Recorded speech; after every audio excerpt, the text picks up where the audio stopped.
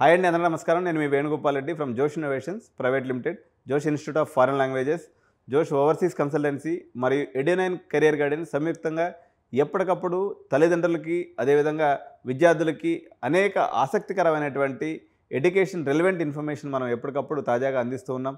ఇప్పుడైతే JEE mains మొదటి spell complete అయిపోయింది. పేరెంట్స్ అందరూ కూడా పర్టికులర్గా విద్యార్థి లోకం అంతా కూడా వాళ్ళ యొక్క ప్రాక్టికల్ ఎగ్జామ్స్లో నిమగ్నమై ఉంది. అయితే మనము నిన్నటి వరకు చేసాం, కొన్ని ఎపిసోడ్స్ చేసాం. హైదరాబాద్లో కానీ లేకపోతే ఇతర ప్రాంతాల్లో కానీ ఎటువంటి కాలేజెస్ తీసుకోవాలి, ఏ బడ్జెట్లో తీసుకోవాలనేటువంటిది ఒక రౌండ్ ఆఫ్ ఎపిసోడ్స్ మనం కంప్లీట్ చేసాం. ఫస్ట్ టాప్ 10 మనం కంప్లీట్ చేసుకుంటూ వస్తున్నాం ఏరియాల వారీగా. అయితే ఏ బ్రాంచ్లు తీసుకుంటే ఎలా ఉంటుంది, పర్టికులర్గా ఈ బ్రాంచ్ల మధ్య కంపారిజన్ ఎలా ఉంటుంది అన్నప్పుడు ఈసారి అయితే మాత్రం రణరణ యుద్ధం ఈ రెండు బ్రాంచ్ల మధ్య నడిచే అవకాశం ఉంది. ఈ రెండు బ్రాంచ్లు మరేమో కాదు, అవి ఏంటంటే మొట్టమొదటి వచ్చేసి ఈసీఈ వర్సెస్ సిఎస్సి. ఈ రెండు బ్రాంచ్ల మధ్య ఈసారి యుద్ధం గట్టిగా జరగబోతుంది. జరిగినటువంటి పరిణామాల్లో ఏమైపోయిందంటే ట్రంప్ తాత అధికారంలోకి వచ్చాడు.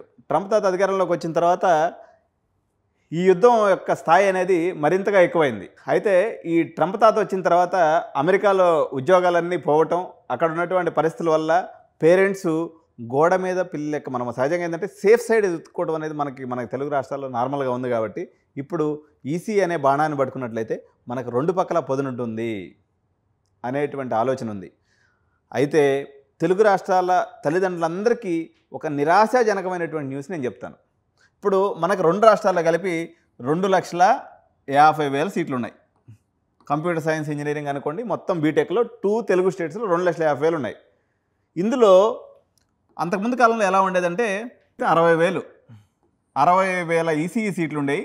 రిమైనింగ్ బ్రాంచెస్లో 1,20,000 వరకు సిఎస్సి సీట్లు ఉన్నాయి. అంటే 2022కి ముందు ఇట్లా ఉండేదన్నమాట. 60,000 ఈసీఈ సీట్లు, 1,20,000 సిఎస్సి సీట్లు ఉన్నాయి. ఇప్పుడు 2,50,000లో 2,00,000 సీట్లని మొత్తాన్ని సిఎస్సి మార్చేస్తారు. ఆఖరికి ఈసీఈ సీట్లు కూడా లేకుండా చేస్తారు. 4 సెక్షన్లు ఉన్న ఈసీఈ కాలేజెస్ కూడా ఇప్పుడు సింగిల్ సెక్షన్కి వచ్చేసారు. ఇప్పుడు కాలేజ్ వాళ్ళకి వచ్చే ఇబ్బంది ఏమైపోయింది, పేరెంట్స్ అందరూ ఏమంటున్నారు, సార్ సిఎస్సిలో ఉద్యోగాలు లేవు కదా, మాకు ఈసీఈ సీట్ కావాలంటున్నారు. కాలము ఎప్పుడు తిరగబడిపోతూ ఉంటుంది అనమాట. మొన్నటిదాకా సిఎస్సి అన్న పేరెంట్స్ ఇప్పుడు అందరూ కూడా మాకు ఈసీఈ ఇప్పించండి సార్, ఈసీఈ విఎల్ఎస్ఏ ఇప్పించండి సార్, కొత్త మాటలనే మాట్లాడుతున్నారు. లాస్ట్ ఇయర్కే చేంజ్. ఎందుకంటే మా దగ్గర రోజు ఒక 20 ఎంక్వైరీస్ వస్తాయి. మేము పేరెంట్స్ని చూస్తూ ఉంటాం కాబట్టి ఈసీఈకి ఈసారి డిమాండ్ తారస్థాయిలో ఉండే అవకాశం ఉంది. చాలామంది పేరెంట్స్ అనుకుంటారు రెండు బ్రాంచ్ల మధ్య బాగా భీకర యుద్ధం ఉంది. ఫస్ట్ బ్రాంచ్ తీసుకున్నప్పుడు ఈ సిఎస్సి వచ్చే వాళ్ళు కూడా వేరే బ్రాంచ్ అడగట్లేదు, సిఎస్సి ఏఎంఎల్ కావాలా, మాకు వేరే బ్రాంచ్ వద్దు. ఎందుకంటే ఈరోజు ఇలాన్ మస్క్ దగ్గర నుంచి ట్రంప్ దగ్గర నుంచి చైనా వాడి దగ్గర నుంచి అందరూ సిఎస్సి ఏఎంఎల్ అంటున్నారు. కాబట్టి మాకు కూడా ఏఎంఎల్ఏ కావాలా, మంచి పేరు ప్రతిష్టలు వస్తాయి, మేము ఏఎంఎల్ నేర్చుకొని మొత్తం ఉద్యోగాలు పొందేస్తామని చెప్పేసి పిల్లలు అంటూ ఉన్నారు. రెండు తెలుగు రాష్ట్రాల్లో కలిపి ఏఎంఎల్ సీట్లు పాయింట్ ఆఫ్ వ్యూ తీసుకున్నప్పుడు చాలా తక్కువ సీట్లు ఉన్నాయి. ఎంత ఉండొచ్చు, 2,00,000లో మనకి ఏఎంఎల్ సీట్స్కి వచ్చేసరికి ఒక 30,000 నుంచి 40,000 సీట్లు ఉన్నాయండి. ఓన్లీ ఏఎంఎల్ వరకు తీసుకుంటే ఒక 40,000 సీట్లు ఉంటాయి. చేరే పిల్లలేమో 2,00,000 మంది ఏది సిఎస్సిలో ఉన్నదేమో సిఎస్సి ఏఎంఎల్ 40,000 సీట్లు.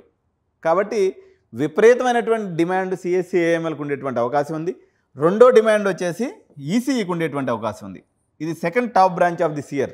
లాస్ట్ ఇయర్ వరకు ఎలా ఉండేదంటే ఫస్ట్ ప్లేస్లో సిఎస్సి జనరల్ సిఎస్సి ఉండేది, సెకండ్ ప్లేస్లో సిఎస్సి ఏఎంఎల్ ఉండేది, థర్డ్ ప్లేస్లో డేటా సైన్స్ ఉండేది, ఫోర్త్ ప్లేస్లో ఈసీఈ ఉండేది. కానీ ఈసారి డిమాండ్ తిరగబడింది. పేరెంట్స్ యొక్క ఆలోచన ఫస్ట్ ప్లేస్లో సిఎస్సి ఏఎంఎల్కి వెళ్ళింది, సెకండ్ ప్లేస్లో ఈసీఈకి వచ్చేసింది. అయితే మనం ఫస్ట్ ఈ 20 మధ్య ఫండమెంటల్ డిఫరెన్స్ ఏంది, పేరెంట్స్ కన్ఫ్యూజన్ లేకుండా ఎలా డెసిషన్ తీసుకోవాలనేది ఈ వీడియోలో మొత్తం చూసేద్దాం. వీడియో స్కిప్ చేయకుండా చూడండి చివరి వరకు. ఇంకా ఎవరైనా సబ్స్క్రైబ్ చేసుకోకుండా కానీ వీడియో చూస్తున్నట్లయితే తప్పనిసరిగా మా ఎడ్యునైన్ కెరియర్ గైడెన్స్ని మీరు సబ్స్క్రైబ్ చేసుకున్నట్లయితే డిఫరెంట్ బ్రాంచెస్ మధ్య ఉన్నటువంటి వేరియేషను, అదేవిధంగా డిఫరెంట్ కాలేజీలో ఉన్నటువంటి డొనేషన్ స్ట్రక్చర్స్తో పాటు మరిన్ని అవసరమైనటువంటి అన్ని వివరాలు మీకు ఎప్పటికప్పుడు తెలియజేస్తుంటాను. కాబట్టి ఫస్ట్ ఆఫ్ ఆల్ వీడియోని ఒక లైక్ చేయండి, ఛానల్ని సబ్స్క్రైబ్ చేయండి, అదేవిధంగా బెల్ బటన్ నొక్కినట్లయితే ఇలాంటి మరిన్ని ఇన్ఫర్మేటివ్ వీడియోస్ మీకు ఎప్పుడు నోటిఫికేషన్స్ రూపంలో వస్తుంటాయి. కాబట్టి don't forget to press the bell button and subscribe button. So let us deep dive into the video. So first of all మనం సిఎస్సి తీసుకుందామండి. ఈ సిఎస్సిలో ఏముంటాయి అనుకున్నప్పుడు మనకు ఆల్రెడీ అందరికీ తెలిసినటువంటి విషయమే. సిఎస్సి అనేది ఇక్కడ అందరికీ ఇప్పుడు బజ్వర్డ్గా ఉంది కాబట్టి ఆర్టిఫిషియల్ ఇంటెలిజెన్స్ ఉంటుంది, డేటా సైన్స్ ఉంటుంది, అదేవిధంగా సైబర్ సెక్యూరిటీ ఉంటుంది, అదేవిధంగా డేటాబేస్ ఉంటుంది, అల్గరిథమ్స్ ఉంటాయి, ఐఓటీ ఉంటుంది.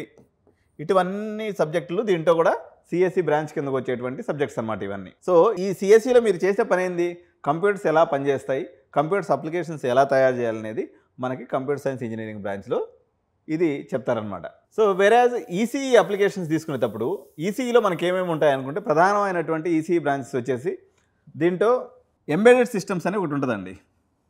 Embedded systems, VLSI, micro controllers, micro controllers, networking, ఇటువంటి సబ్జెక్ట్స్ అన్నీ కూడా దీంట్లో ఉంటాయన్నమాట. ఇది మొబైల్ నెట్వర్క్స్ కానీ శాటిలైట్ నెట్వర్క్స్ కానీ ఎలా కమ్యూనికేషన్ చేసుకుంటాయనే పనిని వీళ్ళు చేస్తూ ఉంటారు. సో మీ అందరికీ తెలిసిందే, ఈరోజు మొబైల్స్ అనేది మనం 150 కోట్ల మంది ఉన్నట్లయితే దగ్గర 200 కోట్ల మొబైల్స్ వచ్చేసినాయి. వీటన్నిటికీ నెట్వర్క్ మెయింటైన్ చేయాలన్నా ఈరోజు శాటిలైట్స్ కూడా వందలాది శాటిలైట్స్ మనం ఆకాశంలోకి పంపిస్తూ ఉన్నాం. కాబట్టి ఈ యొక్క శాటిలైట్ ఫంక్షనింగ్ కానీ అదేవిధంగా ఎలక్ట్రానిక్ డివైజెస్ ఎట్లా ఫంక్షన్ చేయాలన్నా కానీ నెట్వర్కింగ్ చేసుకోవాలన్నా కానీ, ఎందుకంటే ప్రతి పోర్ట్కి మధ్య కనెక్షన్స్ ఏదైతే ఉంటాయో ఇవంతా కూడా ఈసీ చదివినటువంటి వాళ్ళు చేస్తారు. కాబట్టి ఈసీ యొక్క డిమాండ్ కూడా పెరిగింది. ఇంకొక కారణం ఏంటంటే ఈ ట్రేడ్ వార్లో భాగంగా అమెరికా వర్సెస్ చైనా మధ్యలో ఇప్పటివరకు ఏంటంటే సాఫ్ట్వేర్లో అమెరికా ముందు భాగంలో ఉండేది. భారతదేశంలో సెమీ కండక్టర్ ఇండస్ట్రీ అనేది ఒక కొత్తగా ఎమర్జ్ అవుతుందని చెప్పేసి మేక్ ఇన్ ఇండియాలో భాగంగా మోడీ ఎప్పటికప్పుడు చెప్తూ ఉన్నాడు. కాబట్టి ఈ సెమీ కండక్టర్స్లో మీరు జాబ్స్ పొందాలన్నా VLSI very large scale integrated సిస్టమ్స్లో కొట్టాలన్నా, ఎంబెడెడ్ సిస్టమ్స్లో కొట్టాలన్నా, నెట్వర్కింగ్లో కొట్టాలన్నా, మీరు ఈ మొబైల్ నెట్వర్క్స్ అండ్ మరి శాటిలైట్ నెట్వర్క్స్లో పనిచేయాలన్నప్పటికీ ఈ ఈసీఈ బ్రాంచ్ అనేది ఇంపార్టెంట్ పాయింట్. ఇంకొక అజంప్షన్ ఏముందంటే దాదాపు ఒక 10-15 ఏళ్ళ నుంచి ఒక నానుడు ఉంది. అదేంటంటే ఈసీఈ బ్రాంచ్ తీసుకుంటే మనకి రెండు పక్కల పదునుంటుంది. మనము సాఫ్ట్వేర్లోకి పోవచ్చు, అదేవిధంగా హార్డ్వేర్లోకి పోవచ్చు అనేటువంటి నానుడు ఎప్పటి నుంచో ఉంది. కానీ ఈ జనరేషన్లో అదైతే కరెక్ట్ కాదు. నేను ఒకటే చెప్తున్నా, మీరు ఈసీఈ చదవదలుచుకున్నప్పుడు మీరు 2 సబ్జెక్ట్స్ ఇంపార్టెంట్ సబ్జెక్ట్స్ గుర్తుపెట్టుకోండి. ఈసీఈలో 2 ఇంపార్టెంట్ సబ్జెక్ట్ వచ్చేసి మొదటిది విఎల్ఎస్ఐ అయితే రెండోది వచ్చేసి ఎంబెడెడ్ సిస్టమ్స్. ఈ రెండింటిలో మీరు జాబ్ చేసుకోదలుచుకుంటే మాత్రమే మీరు ఈసీఈ బ్రాంచ్ని తీసుకోండి. కంప్యూటర్ సైన్స్లోకి వెళ్ళాలి అని మీరు ప్రగాఢమైన విశ్వాసం ఉన్నప్పుడు మళ్ళీ దీంట్లోకి వచ్చి 4 ఏళ్ల పాటు ఈ టైం వేస్ట్ చేసుకోవడం అనేది కరెక్ట్ కాదు. ఓకే, కాబట్టి మీరు ఈసీఈ తీసుకోవడం అనేది మంచి నిర్ణయమే. కానీ ఈసీఈ సీట్స్ అయితే తెలుగు రాష్ట్రాల్లో చాలా వరకు తగ్గిపోయి ఉన్నాయి. కౌన్సిలింగ్లో ఒకవేళ మీరు ఈసీఈ సీట్ వస్తే మాత్రం ఎట్టి పరిస్థితులు వదులుకోవద్దు. డిమాండ్ పాయింట్ ఆఫ్ వ్యూలో మాత్రం ఈ సంవత్సరం ఈసీఈ బాగా ఉందన్నమాట. సో మనకి కోర్ సబ్జెక్ట్స్ సిఎస్సిలో తీసుకున్నప్పుడు మనకి కోర్ సబ్జెక్ట్స్ ఏముంటాయి అనుకున్నప్పుడు C++, Java, okay, data science, artificial intelligence, SQL, okay, అదేవిధంగా క్లౌడ్ కంప్యూటింగ్, టెస్టింగ్, డెవాప్స్, ఇలాంటి అన్నీ కూడా సబ్జెక్ట్స్గా ఉంటాయన్నమాట. డెవాప్స్, క్లౌడ్ కంప్యూటింగ్ అయిపోయింది, తర్వాత నెట్వర్క్స్, అన్ని సబ్జెక్ట్స్ కూడా దీంట్లో కవర్ అవుతూ ఉంటాయన్నమాట. సో వేరేది మనకి ఈసీఈలో సబ్జెక్ట్స్ తీసుకున్నప్పుడు మనకి ఏమొస్తుందంటే మైక్రో కంట్రోలర్స్ ఒకటి, ఎంబెడెడ్ సిస్టమ్స్ ఒకటి, విఎల్ఎస్ఐ ఒకటి, అదేవిధంగా వైర్లెస్ అండ్ ఆప్టికల్ కమ్యూనికేషన్ ఒకటి, ఇలాంటివన్నీ కూడా డిజిటల్ ఎలక్ట్రానిక్స్ ఒకటి, ఇలాంటి సబ్జెక్ట్ అన్నీ కూడా మనకు వస్తాయన్నమాట. Digital electronics, micro controllers, third one వచ్చేసి మీకు VLSI and embedded systems. So ఇటువంటి సబ్జెక్ట్స్ మనకి ఈసీఈలో ఉంటాయి. సో ఇప్పుడు నెక్స్ట్ మనం పాయింట్ వచ్చేసి ఉపాధి అవకాశాలు ఏ రకంగా ఉండేటువంటి అవకాశం ఉంది. జాబ్ ఆపర్చునిటీస్ తీసుకున్నప్పుడు సిఎస్సిలో మనకు అందరికీ ఫేవరెట్ అయినటువంటి జాబు సాఫ్ట్వేర్ ఇంజనీర్. ఇది ఫస్ట్ డిజిగ్నేషన్. ఇప్పుడు డిజిగ్నేషన్ కొత్త పేర్లతో వచ్చే ఉంది. ఏఐ ఎథికల్ ఏఐ ఎనలిస్ట్, ఇది కొత్త డిజిగ్నేషన్. అదేవిధంగా DevOps engineer, okay, testing engineer, cyber security specialist, అదేవిధంగా ఏఎంఎల్ ఇంజనీర్, క్లౌడ్ ఆర్కిటెక్ట్, ఇలాంటి ఉద్యోగాలన్నీ కూడా మీకు దీంట్లో ఉంటూ ఉంటాయి అన్నమాట. ఓకే, ఐఓటీ, ఇది మనకు వచ్చేసి సిఎస్సి పాయింట్ ఆఫ్ వ్యూలో మీకు వచ్చేటువంటి డిఫరెంట్ రోల్స్ అండి. వెరాజ్ ఈసీఈ తీసుకున్నప్పుడు మీకు కొన్ని ఇంపార్టెంట్ రోల్స్, డిఫరెంట్ డిజిగ్నేషన్స్ నేను ఈరోజు మీకు ఎక్స్ప్లెయిన్ చేస్తాను. ఇందులో బాగా పాపులరు, ఎక్కువ జాబ్ అంటే శాలరీ ఎక్కువ దేంట్లో వస్తుందంటే విఎల్ఎస్ఐ ఇంజనీర్ చేస్తే ఎక్కువ శాలరీ అనేది వస్తుందండి. సో ఇప్పుడు మనకి తెలుగు రాష్ట్రాల్లో తీసుకున్నప్పుడు సిబిఐటి కానీ అదేవిధంగా మన సివిఆర్ ఇంజనీరింగ్ కాలేజ్ కానీ వీళ్ళందరూ కూడా ఈ VLSI ECE specialization in VLSI అని చెప్పేసి కొత్త బ్రాంచెస్ వచ్చినాయి. వీటిని మిస్ చేసుకోకుండా పేరెంట్స్ అందరూ కూడా యూజ్ చేసుకోవాలి. మీరు జనరల్ ఈసీఈకి వెళ్ళటం కన్నా విఎల్ఎస్ఐ ఇంజనీర్గా చేరటం అనేది ఎక్కువ మీకు ఉపాధి అవకాశాలు ఎక్కువ వచ్చేటువంటి అవకాశం ఉంది. దీంట్లో కొంత ఈజీగా సబ్జెక్ట్ వెళ్ళిపోవాలనుకునేటువంటి వాళ్ళు మాత్రం ఎంబెడెడ్ సిస్టమ్స్ ఇంజనీర్ అనేటువంటిది కొంత ఈజీ ఉంటుందండి. ఎంబెడెడ్ సిస్టమ్స్ ఇంజనీర్ ఇది రెండో డిజిగ్నేషన్. తర్వాత మూడోది వచ్చేసి ఐఓటీ ఇంజనీర్ అండి. రాబోయే కాలానికి కాబోయే రారాజు అనమాట ఈ subject. IoT specialist or IoT engineer అంటారు. నేను చెప్తున్నాను కదా, ఈరోజు సాఫ్ట్వేర్ ఇంజనీరింగ్ ఎన్ని ఉద్యోగాలను ఉపాధి అవకాశాలను కల్పించిందో, ఈ 6G ఇప్పుడు మనం 5Gలో ఉన్నాం. ఎప్పుడైతే మనం 6Gకి మారుతామో ఏది మన యొక్క నెట్వర్క్ స్పీడ్లో ఈ ఐఓటీ అనేది ఏకదమ్మున భూమి వచ్చేటువంటి అవకాశం ఉందండి. ఇది ఒకసారి కానీ వచ్చిందంటే కొన్ని లక్షలాది మందికి ఉపాధి అవకాశాలు వస్తాయి. దీంట్లో 2 రకాలు ఉంటారు. మళ్ళీ ఐఓటీ ఇంజనీర్లో ఒకరు డెవలపర్స్ ఉంటారు, అంటే ఐఓటీ అప్లికేషన్స్ని డెవలప్ చేస్తుంటారు అనమాట. ఇంకోటి వచ్చేసి ఇంప్లిమెంటేషన్ చేసేవాడు. అంటే 2030కి వచ్చేసరికి ఈ ఐఓటీ ఇంజనీర్ వచ్చేసి మనకి లోకల్ ఎలక్ట్రీషియన్ కింద అవుతాడు అనమాట. ఇప్పుడు ఉన్నటువంటి ఎలక్ట్రీషియన్స్ అందరూ వాళ్ళు అబ్సల్యూట్ అయిపోతారు. ఈ ఐఓటీ ఎవరైతే నేర్చుకుని ఉంటారో, ఐఓటీ అంటే ఏం లేదండి, ఇంటర్నెట్ ఆఫ్ థింగ్స్. ఇప్పటి వరకు మనం ఇంటర్నెట్ని దేంతో కనెక్ట్ చేస్తున్నాము? కంప్యూటర్తో కనెక్ట్ చేసాము, అదేవిధంగా మొబైల్స్తో కనెక్ట్ చేస్తున్నాం. రేపు పొద్దున ఫ్యాన్స్తో కనెక్ట్ చేస్తాం, కుక్కర్తో కనెక్ట్ చేస్తాం, టేబుల్తో కనెక్ట్ చేస్తాం. ఓకే, ఇట్లా ప్రతి వస్తువుకి ఇంటర్నెట్ బిగించేస్తారు. అప్పుడు ఇంటర్నెట్ స్పీడ్ ఎక్కువ కావాలి కాబట్టి 6G జనరేషన్ ఏదైతే ఎప్పుడైతే వస్తుందో అప్పటి నుంచి ఈ ఐఓటీ అనేది ఉధృతమైనటువంటి అవకాశాలు వచ్చేటువంటి అవకాశం ఉంది. దీన్ని ఏంటంటే శాలరీస్ కొంచెం తక్కువ ఉంటాయి కానీ ఉపాధి అవకాశాలు మాత్రం అందరికీ దొరుకుతాయి ఐఓటీలో. IoT is a very good branch for ఎవరికైతే జేఈలో 50% కన్నా తక్కువ వచ్చిందో, ఎవరికైతే జర పర్సంటేజ్ 50, 60 అట్లా 70 లోపల ఉందో, మీరు కానీ ఈసీ ఐఓటీ కానీ తీసుకున్నప్పుడు మీకు ఎక్కువ జాబ్స్ వచ్చేటువంటి అవకాశం ఉంది. మీరు అన్ఎంప్లాయిడ్గా మిగిలిపోకుండా ఉండేటువంటి అవకాశం ఉంది. వేరే శాలరీ కంపారిజన్ ఎలా ఉంటుందని తీసుకున్నప్పుడు మీ అందరికీ తెలుసు, సిఎస్సిలో తొందరగా జాబ్ వస్తుంది, తొందరగా బిండేసుకుంటారు. కాబట్టి దీంట్లో మనకు శాలరీ జర ఎక్కువ అనిపిస్తుంది. ఈరోజు స్టార్టింగ్ ప్యాకేజ్ తీసుకున్నప్పుడు 4.5 lakhs నుంచి 12 lakhsలో జనరల్గా స్టార్ట్ అవుతుందన్నమాట. ఏది ప్రాణం శాలరీ అండి. ఇది 4,50,000 సంవత్సరానికి, లేదంటే హైయెస్ట్గా ఒక 12 లక్షల రూపాయలు వస్తుంది. నేను చెప్పేది normal Tier 2 colleges, Tier 1 NITs, IITs గురించి మనం మళ్ళీ మాట్లాడదాం. వేరే ఈసీఈలో తీసుకున్నప్పుడు మీకు శాలరీ అనేది జర 2.8 నుంచి స్టార్ట్ అవుతుందండి. 2.8 lakhs స్టార్టింగ్ ప్యాకేజ్ తీసుకొని హైయెస్ట్ వచ్చేసి మీకు ఒక 8 lakhsతోనే ఆగిపోతుంది ఫ్రెషర్గా. కానీ మీరు ఒక ఈసీ ఇంజనీర్గా 40 ఏళ్ల పాటు పనిచేయచ్చు. అంటే మీ సర్వీస్ పీరియడ్ ఎంత ఉంటుంది? 40 years ఉంటుంది. వేరే ఒక సాఫ్ట్వేర్ ఇంజనీర్గా మీరు 15 years కన్నా ఎక్కువ పనిచేయలేరు. మ్యాక్సిమం పనిచేస్తే 15 ఏళ్ళు. అప్పటికే బోర్ కొట్టేసి వచ్చేసి మేము డైరీ ఫామ్ పెట్టుకుంటాం, మేము ఆర్గానిక్ పెట్టుకుంటాం, మాకు బోర్ కొట్టేసింది, మేము ఊరికి వచ్చేస్తామని చెప్పేసి సాఫ్ట్వేర్ ఇంజనీర్లు అందరూ మొత్తుకుంటూ ఉంటారు అనమాట. ఓకే, వాళ్ళు డైరీ ఫామ్ మీద కానీ ఆర్గానిక్ ఫామ్ మీద కానీ ఇంట్రెస్ట్ ఉంది కాదు, ఈ తలకాయ నొప్పి వచ్చి వచ్చేస్తూ ఉంటారు. పేరెంట్స్ అది అర్థం చేసుకోవాలి. కాబట్టి ఇది మన జెర్సీ అవుట్ అయిపోయి తొందరగా బిండేసుకొని తొందరగా వదిలేస్తారు. ఇదేంటంటే లైఫ్ టైం హ్యాపీగా ఉంటుంది, పెద్ద అప్డేట్స్ ఏముండవు, నిరంతరంగా పనిచేసుకుంటూ ఉండొచ్చు. మోరోవర్ ఇక్కడ ఒక చిన్న సీక్రెట్ చెప్తాను శాలరీస్ విషయంలో కూడా. సిఎస్సి వాడికి first 5 years to 10 years salary పెరుగుతుంది. 10 years దగ్గర నుంచి శాలరీ ఈయన ఎప్పుడు తీసేద్దామా అని కంపెనీ వాడు కాసుకొని ఉంటాడు. వేరే ఈసీఈకి వచ్చేసరికి గ్రాడ్యువల్ ప్రొజెక్షన్, అంటే నీకు 5 years అప్పుడు ఎంత శాలరీ ఉంటుందో 10 years సరికి అది డబుల్ అవుతుంది, 15 years సరికి మళ్ళీ డబుల్ అవుతుంది, 20 years సరికి మళ్ళీ డబుల్ అవుతుంది. ఇది డబుల్ అవుతూనే పోతుంది తప్ప శాలరీ అనేది మీకు ఎట్టి పరిస్థితులు తగ్గదు. 60 ఏళ్ళప్పుడు కూడా మీకు మంచి ఒక ప్రాజెక్ట్ మేనేజరో లేకపోతే మీకు క్లయింట్ ఇంటరాక్షన్ ఇచ్చేసి మీకు డిజిగ్నేషన్ ఇచ్చి ఉంటాడు. అందువల్ల ఇంకొక ఇంపార్టెంట్ అప్డేట్ ఇక్కడ, మీరు ఈసీలో నిరంతరం 6 నెలలకు ఒకసారి కొత్తగా అప్డేట్స్ ఏమి రావు. ఎందుకంటే అది హార్డ్వేర్ రిలేటెడ్, పెద్దగా అప్డేట్స్ ఏమి రావు. ఏదో చిన్న అప్డేట్స్ వస్తే వాటిని మనం తెలుసుకుంటే సరిపోతుందన్నమాట. సో ఇదండి శాలరీస్ పాయింట్ ఆఫ్ వ్యూలో. సార్ ఇప్పుడు ఎంత చెప్పినారు బాగానే ఉంది, ఫ్యూచర్లో మా స్కోప్ ఏంది కథ, ఏది జరమంటారు అన్నట్లయితే, ఎవరికి చాలామంది పిల్లలు మీకు నారాయణ, శ్రీ చైతన్య, రెజనెన్స్ లేకపోతే మన బన్సల్ వీటిల్లో మీకు ఏదైతే సెమినార్స్ అవుతాయో అందరూ వచ్చి 3D పిక్చర్ వేసి మీకు ఏఎంఎల్ అని మీ ముందు గొంతు దించుకొని అరుస్తూ ఉంటారు. కంప్యూటర్ సైన్స్ అంటే ఒక్క ఏఎంఎల్ మాత్రమే కాదండి, డిఫరెంట్ టెక్నాలజీస్లో మీరు చేరి రాణించాలి. అలాంటి ఇంపార్టెంట్ టెక్నాలజీ సైబర్ సెక్యూరిటీ కూడా ఇంపార్టెంటే, డెవాప్స్ కూడా ఇంపార్టెంటే. ఇప్పుడు నార్త్కు పోతే డెవాప్స్ ఇంజనీరింగ్ అనేది ప్రతి కాలేజీలో ఉంది. మన తెలుగు రాష్ట్రాల్లో CSC AML, CSC data science 2 important branches ఉన్నాయి. 2 years బ్యాక్ కూడా సైబర్ సెక్యూరిటీ అండ్ ఐఓటీ దాన్ని కూడా ఎత్తిపడేశారు. వాళ్ళు ఎందుకు ఎత్తిపడేస్తారు? మీరు ఎవరు జరగకపోతే ఎత్తేస్తారు. సిబిఐటి లాంటి మంచి కాలేజీలో అక్కడెక్కడ పెట్టుకున్నారు వాళ్ళు. Block chain technology plus cyber security కాంబినేషన్లో వాళ్ళ దగ్గర కోర్స్ ఉంది.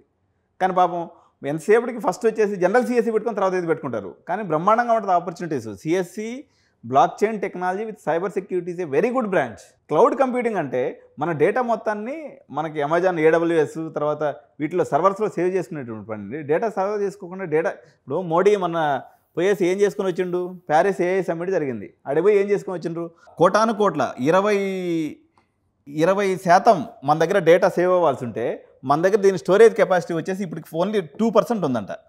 2% డేటానే మనం ఇండియన్ ప్రొడ్యూస్ చేసే 2% డేటానే మనం ఇప్పుడు వాడుకుంటున్నాం. 20% డేటాను ప్రొడ్యూస్ చేస్తుంటే మనం కేవలం 2% డేటానే మనం ఇప్పుడు దాన్ని సేవ్ చేసేటువంటి పరిస్థితిలో ఉన్నాం. దీని అందరికీ మీరు కావాల్సిందంటే క్లౌడ్ కంప్యూటింగ్ చేయాలి. క్లౌడ్ కంప్యూటింగ్ చేసి వాటన్నిటిని కూడా ఇండియన్ లోకల్ సర్వర్స్లో పెట్టుకున్నట్లయితే మన డేటా ప్రొటెక్టెడ్ డేటాగా ఉంటుంది.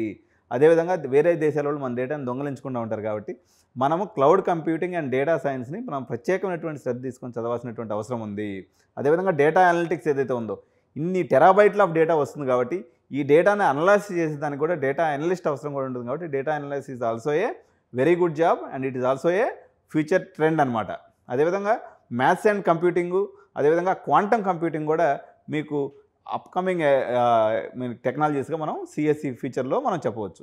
వేరే ఈసీఈ తీసుకున్నప్పుడు ఇందాక నేను మీకు చెప్పినాను, మనకి ఎప్పుడైతే 6G రెవల్యూషన్ వస్తుందో చైనాలో మనకి ఇప్పుడు 7G నడుస్తుందండి.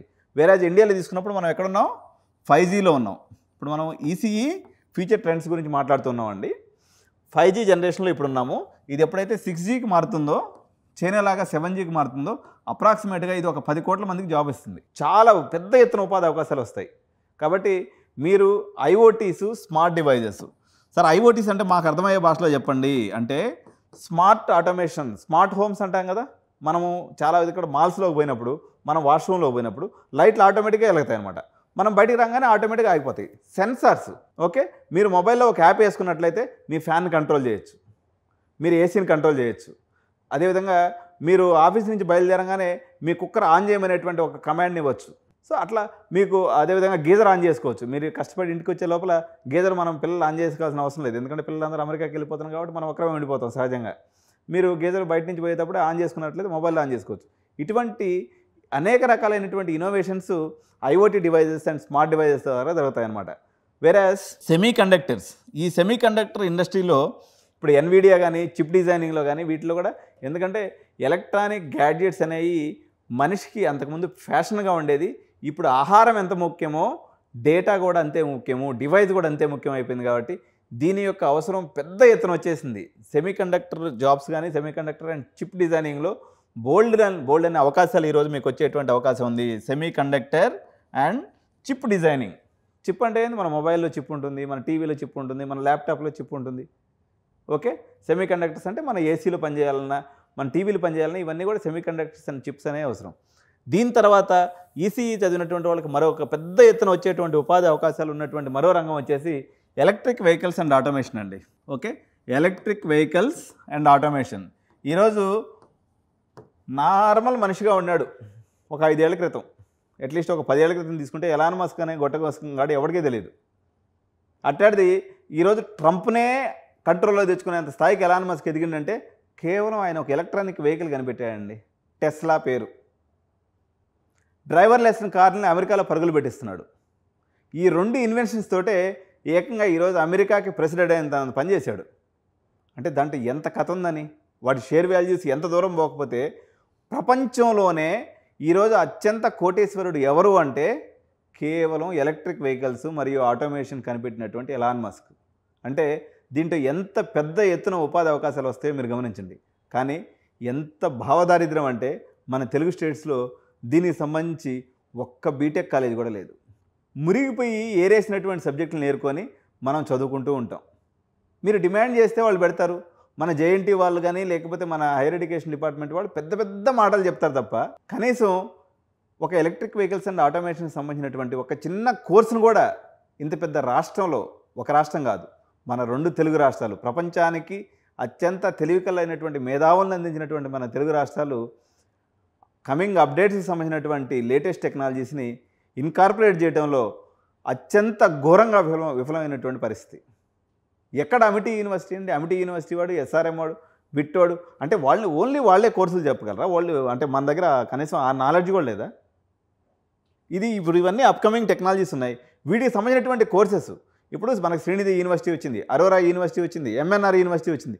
అదే పాత చింతకాయ తొక్కునేసి రుబ్బటం తప్ప కనీసం ఇంకొక ఇంపార్టెంట్ ఇక్కడ తీసుకున్నట్లయితే మెకట్రానిక్స్ అనే ఒక కోర్స్ ఉందండి. ఈ మెకట్రానిక్స్ కోర్స్ నాకు తెలిసి ఎంజీఐటీలో ఒక దగ్గరే ఉన్నట్టుంది. ఈ మెకట్రానిక్స్ ఎంత ఇంపార్టెంట్ కోర్స్ అంటే మెకట్రానిక్స్ అంటే mechanical plus ECE. It is a very very important branch to develop a electrical vehicle. ఈ కోర్స్ ఎక్కడా లేకుండా చేసేస్తారు. Mechatronics branch is also very important for robotics and automation. ఇది ఎంత సిగ్గుచేటంటే ప్రపంచం అంతా కానీ రోబోటిక్స్ అండ్ ఆటోమేషన్లో దూసుకుపోతుంటే ఇంతవరకు మన సౌత్ ఇండియాలో పర్టికులర్గా మన తెలుగు రాష్ట్రాల్లో దీనికి సంబంధించి ఒక కోర్సు కూడా లేదు.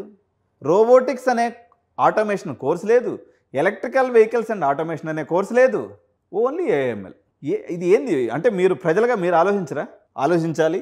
ఇదండి ఈసీఈ మరియు సిఎస్సికి సంబంధించినటువంటి ఈరోజు కంప్లీట్ వీడియో. ఈ వీడియో మీకు నచ్చినట్లయితే మర్చిపోయి వీటికి సంబంధించి మంచి మంచి కాలేజీలు ఎక్కడున్నాయి సార్, ఈసీఈకి సంబంధించి మన తెలుగు రాష్ట్రాలకు సంబంధించినటువంటి మంచి కాలేజెస్ ఎక్కడున్నాయని మనం గమనించినట్లయితే మామూలుగా మన దగ్గర కోర్ బ్రాంచెస్ ఎప్పటి నుంచో ఉన్నాయి కాబట్టి ఏ టాప్ 20 కాలేజెస్లో తీసుకున్నా ఈసీఈకి మంచి ప్రొఫెసర్సే ఉన్నారు.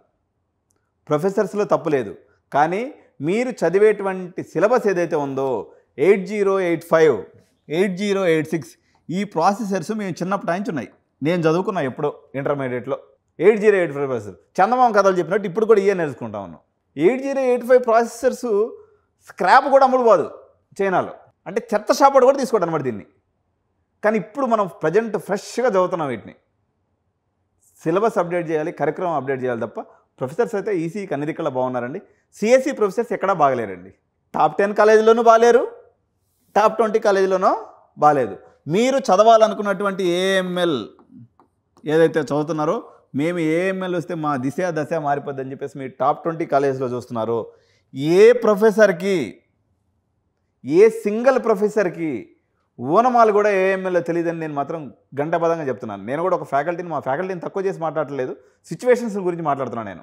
ఇన్క్లూడింగ్ జేఎన్టీయూ హైదరాబాద్ సిఎస్సి హెచ్ఓడికి కూడా ఏఎంఎల్లో ఓనమాలు తెలియదు. రాసిపెట్టుకోండి మీరు, ఇది కావాలంటే మీరు పోయి చెక్ చేసుకోండి. మీరు ఎటు తిరిగి ఆన్లైన్లో మీకున్నటువంటి రిసోర్సెస్ ద్వారానే చదువుకోవాలి. ఎవరైతే సెల్ఫ్ స్టడీస్ చేసుకోగలరో, ఎవరైతే ఇంట్రెస్ట్ ఉన్నది హ్యాకథాన్స్ ఏదైతే ఉన్నాయో మనకి రిసోర్సెస్ ఉన్నాయో. నేను ఇంకొక ఇంపార్టెంట్ ఫ్యాక్టర్ ఇక్కడ నేను మీకు యాడ్ చేస్తాను. ప్రపంచంలో నెంబర్ 1 ఇంజనీరింగ్ కాలేజ్ ఏంది ఎవరన్నా మీకు తెలిస్తే కామెంట్లో రాయండి. Massachusetts institute of technology, MIT అంటారు. ఇది ప్రపంచంలో నెంబర్ 1 పొజిషన్. మనకు హైదరాబాద్లో సిబిఐటీలో ప్రపంచం మొత్తానికి ఎంఐటి.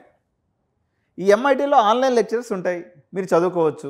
భారతదేశం సంవత్సరానికి మన ప్రజాధనాన్ని 1000 కోట్లు ఖర్చు పెట్టి స్వయం పోర్టల్ అని పెట్టింది. స్వయం, దీన్నే ఎన్పిటిఎల్ అని కూడా అంటూ ఉంటారు. మీరు ఎన్పిటిఎల్ చూసి చదువుకోవాలి.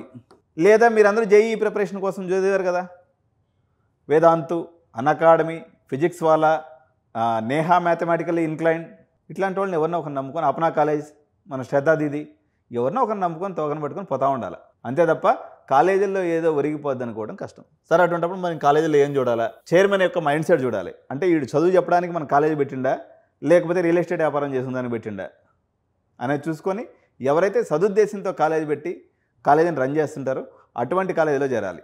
అదేవిధంగా ఇండివిజువల్ చైర్మన్స్ ఉండి ఎవరైతే కాలేజీని రన్ చేస్తుంటారో అటువంటి కాలేజీలో చేరాలి.